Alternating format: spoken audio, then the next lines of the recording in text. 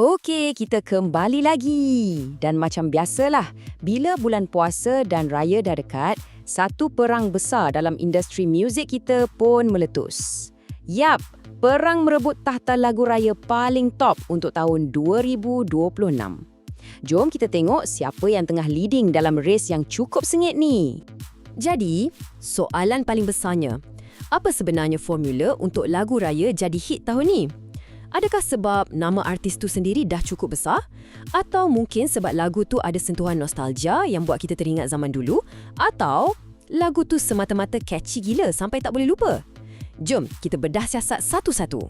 Kita mulakan countdown kita dari tangga ke-6. Dan tempat ini dipegang oleh... satu gandengan yang memang semua orang tunggu-tunggu, Nabila Razali dan Nabil Ahmad. Sejak diorang umumkan nak berduet, kita semua dah boleh agak lagu ni confirm masuk carta punya. Kejayaan lagu ni memang tak payah pertikai lah sebab ia bergantung pada gabungan dua nama besar. Lagu diorang pula ada vibe yang santai, sedap je dengar, senang masuk kepala. Tapi kunci utama dia adalah chemistry antara Nabila dengan Nabil tu sendiri. Nampak serasi dan seronok buat kita rasa nak tengok video klip tu ulang-ulang kali. Seterusnya, kita naik sikit ke nombor 5. Dekat sini, kita ada satu lagu yang macam senyap-senyap je tapi berjaya tawan hati pendengar muda. Assalamualaikum ke kanda, tahun ini ke rumah keluarga saya. Inilah dia, Ashin and Ira Milpan dengan lagu Tunaikan Saja. Boleh dikatakan lagu ni macam underdog atau kuda hitam dalam carta tahun ni kan? Rahsia dia orang? Lagu ni sangat ringan dan senang nak hadam. Dia bukan jenis lagu yang sekali dengar terus jatuh cinta. Tak, ni jenis lagu yang makin kita dengar, makin sedap pula. Formula macam inilah yang nampaknya berjaya tembus pasaran Gen Z. Di tangga keempat, muncul satu lagu yang ada identiti dia yang tersendiri. Dan dari tajuk pun dah bau-bau akan meletup kat media sosial. Siapa lagi kalau bukan Difam dengan Pop Pack Raya. Pop Pack, sembang apa lagi? Tajuk dia je dah buat kita macam, lagu apa ni? Terus rasa nak tahu kan? Formula diorang ni cukup bijak. Gabungkan tajuk yang unik gila dengan persembahan yang bertenaga tinggi, memang trademark The Fam lah. Hasilnya, lagu yang macam dah siap package untuk jadi trending kat TikTok. Jangan terkejut kalau lepas ni dance challenge lagu ni ada di mana-mana. Baik, sekarang kita dah masuk zone heavyweight. Top 3. Dekat sini, saingan dia bukan setakat melodi sedap je, tapi ni dah jadi pertarungan emosi dan kenangan. Dan di tangga ketiga, hari-hari menjadi minggu, minggu menjadi bulan. satu kolaborasi epik yang gabungkan dua generasi, Faizal Tahir dan Senario Union. Kekuatan utama lagu ni satu je, kuasa nostalgia. Ia bangkitkan satu perasaan yang dekat sangat dengan pendengar yang membesar dengan senario.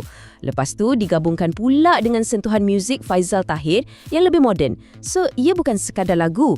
Ia dah jadi macam mesin masa yang bawa kita balik ke kenangan raya zaman dulu. Okey, di kedudukan naib juara, kita ada pencabar yang paling sengit untuk rebut tahta nombor 1. Lagu ni naik carta laju gila. Memperkenalkan fenomena baru, Aisyah Retno dengan Jodoh Lebaran. Hey, ucapkan selamat hari raya. Dalam masa yang sangat singkat, lagu ni dah jadi sebutan semua orang. Kenapa lagu ni kuat sangat? Pertama, tema dan jalan cerita dia tu sangat relatable dengan ramai orang. Kedua, dan ini yang paling penting, penghayatan dan kekuatan vokal Aisyah Retno tu sendiri memang luar biasa. Dia berjaya suntik emosi yang sangat mendalam dan ini menjadikan lagu ni calon paling layak untuk rampas kedudukan teratas. Dan sekarang, detik yang kita semua tunggu-tunggu. Puncak carta. Lagu yang bukan sahaja dominasi carta muzik, tapi juga dominasi perbualan satu Malaysia. Di tahta nombor 1, tak lain dan tak bukan, Alif Syukri dengan Mama Papa Raya.